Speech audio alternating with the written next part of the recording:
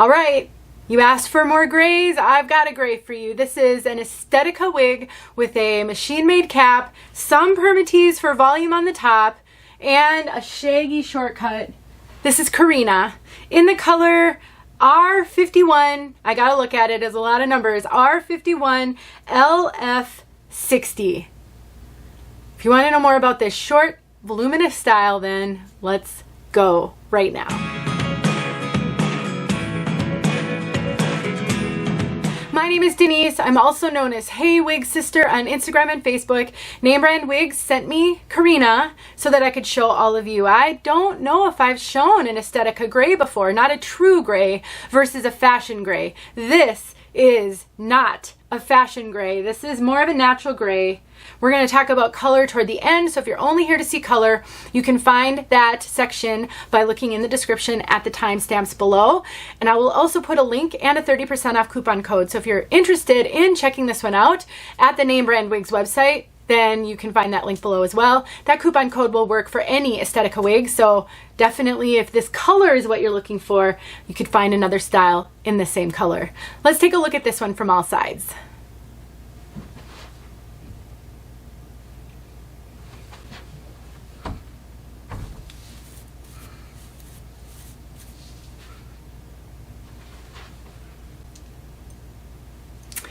So this one, like I said in the intro, has a machine-made cap, otherwise known as a basic cap. So this has no lace front, no monofilament at all. I think I've got a hair fiber on my lip gloss. Let's just take a look inside the cap right away. In case you're brand new to wig wearing and you don't know what I am even talking about, the terminology can be really confusing. So there is this is all cap. Sometimes you'll get a lace front to give you a natural front. Sometimes you'll have monofilaments. You can have a part line. This doesn't have any of that. We've got open ear tabs. That's really typical for Estetica. We've got an open extended nape. Also typical for Estetica. The rest is open wefted. This is a super lightweight, stretchy cap because it has mostly open wefting.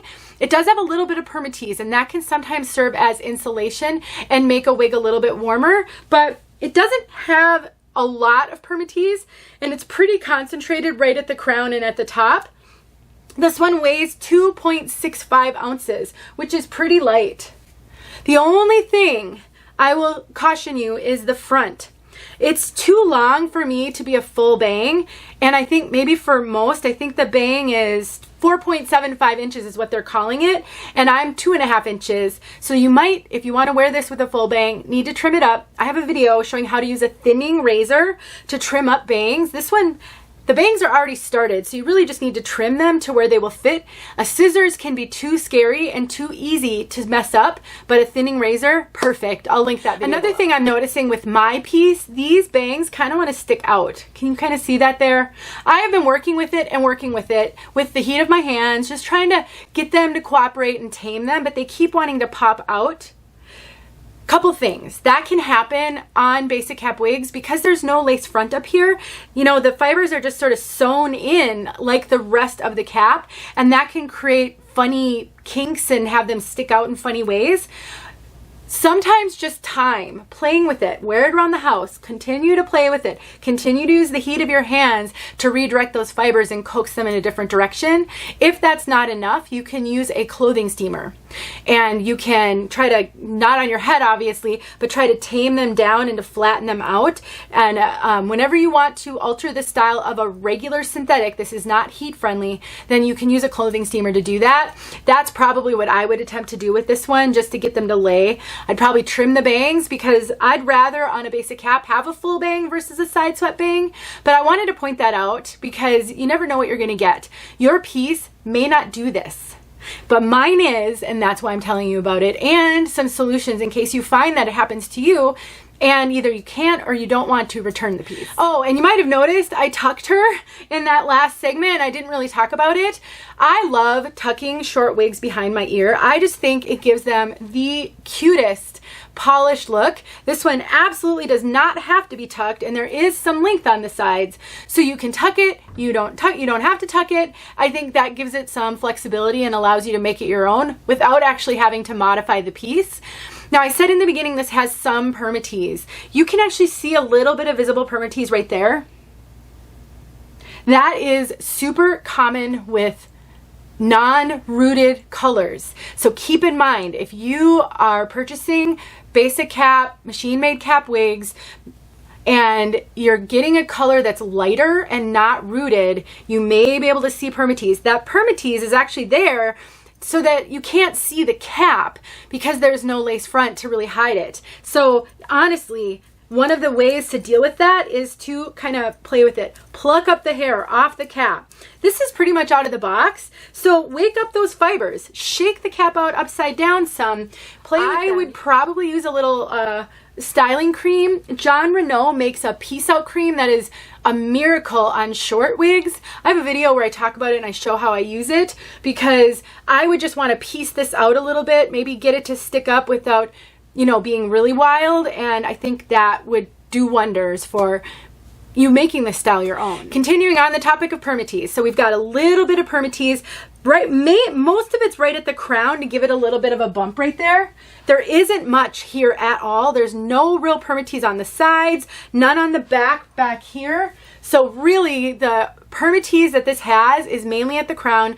You're not getting a tremendous amount of volume out of this one. You can get some because of the layers and because I would consider this a light to moderate density piece. But if you're used to, if you go for short wigs like this because you like the permatease and you want to make your hair as big as possible, I don't know how much bigness you're gonna get out of this piece. You can see it just keeps wanting to fling forward. I could have easily fixed that with a steamer myself, but I'm never ever gonna do that on a wig that I'm reviewing. You're gonna see the wig out of the box with maybe a little bit of combing and, you know, finger styling, but never modifying it in any way, because how could you ever learn what to do if that happens to you if I don't talk about it? And a headband. I almost always wear headbands with my short wigs. I just love how that looks, but it's also a great way to hide visible permatease.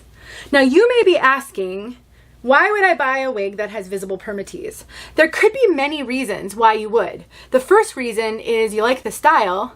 The price point tends to be lower than wigs with monofilament and cap features, and you might find one on clearance and you can't return it. Sometimes clearance items can't be returned, sometimes they can. I would check. I believe name brand wigs allows returns as long as they're in original condition on clearance items, but double check, these things change. And or you find one on the secondary market. When you're shopping on a budget, sometimes you have to take some chances. You never know what you're gonna find, and if you're in need of hair, you might purchase something that you can't send back and then find yourself with a situation that you don't know what to do with. If you can wear headbands, I would just throw a headband on and call it a day. I have a bunch of my favorite headbands linked in my Amazon store. I'll make sure that's linked below. I just wanted to point out not only a styling option that to me is super cute, but it serves double duty. It's cute and it can hide visible permatease. All right, we have made it to the fit section of this review. Estetica is known for being a brand that runs big, more average large versus average. This wig though isn't running big in my opinion. I did cinch it in a few hooks. This has actually, I don't think I even talked about that, hook adjusters, and I haven't cinched in, you can see that. And that makes it a little bit more comfortable. Now I have a 21¼ circumference, so if a wig is average, I should have to cinch it in a little bit, but I'm not getting a ton of extra cap up here. I usually get a lot of extra cap. I feel like it's even running a little short on the ear to ear. These ear tabs are way up here. So honestly, I would say this is running more true to average, not the typical average to average large that a lot of Estetica wigs run. Color, I think we made it. This is an off black with 75% gray, lightning to white mix in the front. That's how they describe it. I think the off black is going to scare some people away. There's very little of that in here. Very little. I would consider this a darker, more of a gray versus a white gray or a silver gray. It's more kind of gray. It's not salt and pepper because it's really heavy on that kind of grayish color, and that's, you know, they say it's 75%, so the majority of it is a true kind of gray. There are some lighter pieces in the front, but it's not a heavy hand on that. So don't let the off black scare you away. It just gives the gray a depth to it, but you can't tell. It's very heavy on the true gray. Let's get outside. That'll help you as well to see this color outside. Thanks once again to Name Brand Wigs. All the details are below in the description. Thanks for watching. All right, here you go. This is where you can really see. It's just gray. Not black.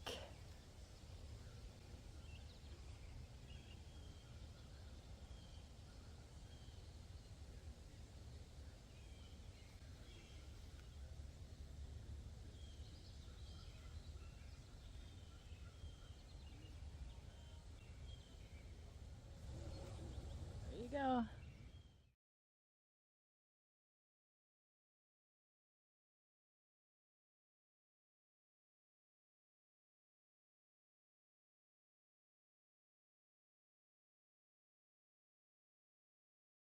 Hey friends, thanks so much for watching. Here are a few videos I think you might enjoy. Go ahead and click on one and watch.